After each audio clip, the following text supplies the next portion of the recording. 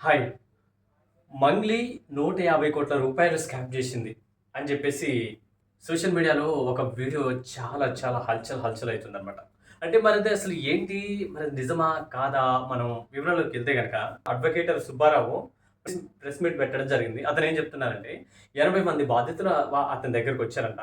మంగ్లీ మమ్మలను మోసం చేసింది. ఒక మైక్రో ఫైనాన్స్ పేరుతోటి రూ. 150,00,00,000 వసూలు చేసిందని చెప్పేసి ఆయనకు వివరణ ఇచ్చుకున్నారట. మరది అసలు ఏంటి? ఎలా? నిజమా? కాదా? అని జెప్పేసి ఆయన అంటే ఆరా తీయడం మొదలుపెట్టాడంట.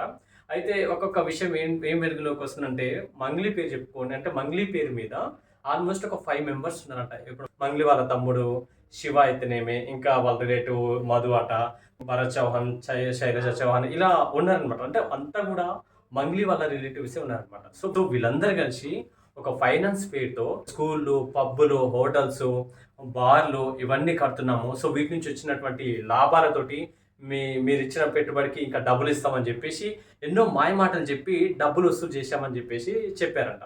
ఇక ఈయన మరది నిజమా? కాదా? ఏంటి? దీనికి న్యాయం ఏంటి? పరిష్కారం ఏంటి? అని జెప్పేసి అడ్వకేటర్ సుబ్బారావు అనేటువంటి పర్సను వేరే ఒక ప్రముఖ మ్యూజిక్ డైరెక్టర్ ద్వారా ఆమెకు ఫోను జేయడము, లేదంటే మాట్లాడడం ఏదో సంభాషించడం జరిగింది. మంగ్లీ గారు ఇట్లా మీ మీద ఈ రూమర్ వస్తుంది. బట్ ఇది ఎంతవరకు నిజము? అంటే ఆమె నాకు సంబంధం లేదు. అయినా మీకు చెప్పాల్సినంత అవసరం నాకేంది? నా ఇష్టం అయితే చెప్తా లేకపోతే లేదు అని చెప్పేసి కొంచెం రూడ్‌గా మాట్లాడిందని చెప్పేసి అంటున్నారాయన. తప్పు మీది లేదు. అంతే గదా! సో, అలాంటప్పుడు మీ పేరు చెప్పుకొని ఈ బాధితుల నుంచి కొన్ని కోట్ల రూపాయలు వసూలు చేయడం జరిగింది. సో, మీ తప్పు లేదు గదా! మరొచ్చి కేసు పెడదాం రండి. మీరు గూడా మీ సపోర్ట్ గూడా కావాలి. వాళ్ళకి న్యాయం చేద్దాం. వాళ్ళ డబ్బులు వాళ్ళకిప్పిద్దాం. మీ పేరు చెప్పుకొని మీ పేరు వాడుకునే గదా! ఈ గ్యాంబ్లింగ్ జరిగింది. సో, మీరు గూడా రావాలి అది అని జెప్పేసి అన్నాడంట. అంటే ఆమేమన్నది, అవసరం లేదు. నేనెందుకొస్తా? ఈ కేసుల చుట్టూ తిరగడాలు నా వల్ల కాదు. నేను హెల్ప్‌లెస్ అన్నట్టుగా మాట్లాడిందంట ఆమె. ఇక మాట్లాడిన తర్వాత ఈయనేం జేసిండు ఇక లాభం లేదు. ఇక వాళ్ళతో పాటు ఈమె గూడా ముద్దాయిగా ఉన్నట్టుందని జెప్పేసి ఈ అడ్వకేటర్ గారు మంగ్లీ మీద ప్లస్ వాళ్ళ రిలేటివ్స్ ఎవరెవరైతే ఉన్నారో ఇంకా మిగతా నలుగురు, ఐదుగురు వాళ్ళ మీద గూడా కేసు పెట్టడం జరిగిందనమాట. సో, పెట్టిన తర్వాత మంగ్లీ గారంట వేరే వాళ్ళ ద్వారా నుంచి వేరే ప్రముఖ ఒక ఎమ్మెల్యే ద్వారా నుంచి, కొంతమంది రౌడీల నుంచంట, ఇంకొంతమంది వాళ్ళ ఫ్యాన్స్ తరపు నుంచట, కొంతమంది మంగ్లీకి సంబంధించినటువంటి కమిటీ మెంబర్స్ తోటి ఆ అడ్వకేటర్‌కి ఫోను జేసి బాగా బెదిరించడం జరిగిందనమాట. అక్కడి నుంచి ఆ కేసు నుంచి మంగ్లీ పేరు తీసేయండి. అతనికి మాత్రం అంటే అడ్వకేటరు సుబ్బారావుకి ఫుల్లు బెదిరింపు కాల్స్ అనమాట. సో, అయినా అతను వెళ్ళేదనమాట.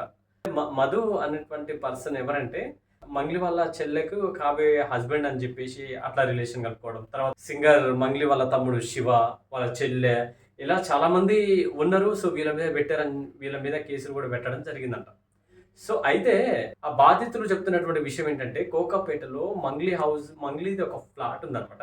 సో, కొన్ని కోట్ల నోట్ల డబ్బులుంటాయిగా, ఆ డబ్బుల కట్టలు కుప్పలుగా ఏసి ఆ టేబుల్ దగ్గర మధు అనే పర్సన్ కూర్చున్నాడంట.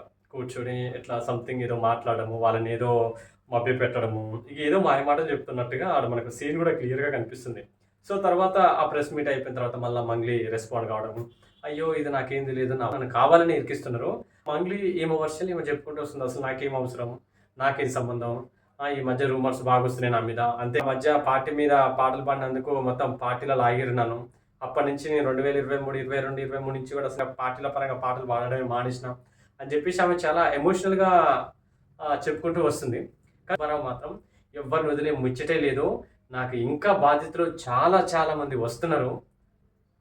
వాళ్ళ విట్‌నెస్ తీసుకుంటే మాత్రం ఖచ్చితంగా ఏది నిజం, ఏది అబద్ధం, ఎవరు అబద్ధం ఆడుతున్నారు, మరి మీరు నిజంగా దోషులా? కాదా? అనేది ఖచ్చితంగా త్వరలోనే బయట పెట్టబోతున్నాం.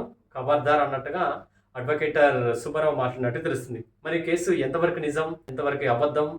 మరి దీంట్లో మలుపులు ఏ విధంగా తిరగబోతాయనేది వెయిట్ అండ్ సీ. ఎనీవే అర్థమైతే ఆలోచించండి. వీలైతే ఫాలో అయితారని అనుకుంటున్నాను. Thank you so much. మరొక అప్డేట్స్‌తో మీ ముందుకు రావచ్చు. అంతవరకు సెలవు. నమస్తే.